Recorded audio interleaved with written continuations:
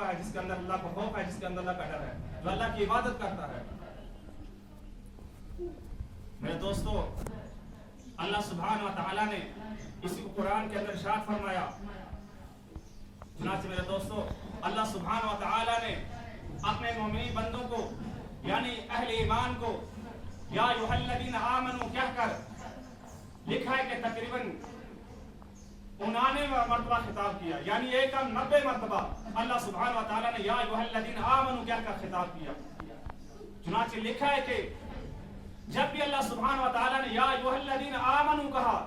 اس وقت اس کے اندر مرد بھی داخل ہیں, عورتیں بھی داخل ہیں. یعنی جب اللہ سبحانہ و تعالیٰ نے مومن بندوں کو خطاب کیا اور یہ کہا کہ یا ایھا الذین آمنوا, اے ایمان والو نماز قائم کرو,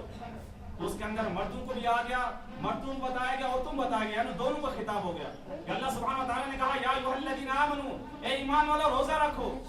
کہ اللہ سبحانہ و تعالیٰ نے حج کے بارے میں بتایا, کسی بھی احکام کے بارے میں بتایا, تو اس کے اندر دونوں شامل ہو گئے, مرد بھی اور عورتیں بھی. لیکن میرے دوستوں, جب زبان کو حفاظت کی باری آئی, جب دوسرے کو کمتر سمجھنے کی باری آئی, دوسرے کو ذلیل کرنے کی باری آئی, تو اللہ سبحانہ و تعالیٰ نے ارشاد فرمایا یا ایھا الذین آمنوا, یا ایھا الذین آمنوا لا یسخر قوم من قوم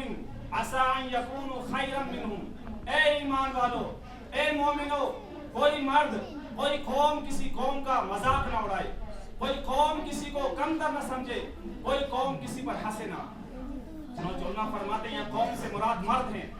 کیونکہ ہم بھی جب ایک دوسرے کو پکارتے ہیں کہتے ہیں کہ فلاں قوم کا آدمی ہے, فلاں قبیلے کا آدمی, فلاں قوم کا آدمی ہے, تو ہم اس کی ماں کی طرف نہیں بلکہ باپ کی طرف نسبت کرتے ہیں. اس کا باپ اس قبیلے اس خاندان کا, اس کا دادا اس خاندان کا, اس کا سکر دادا اس خاندان کا, اس کا پردادا اس خاندان کا, سکر دادا اس خاندان کا, نکر دادا اس خاندان کا.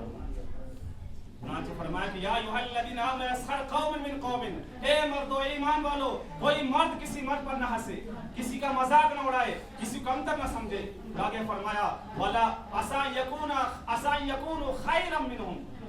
ہو سکتا ہے ظاہری اعتبار سے تم سے خوبصورت ہو, اس کا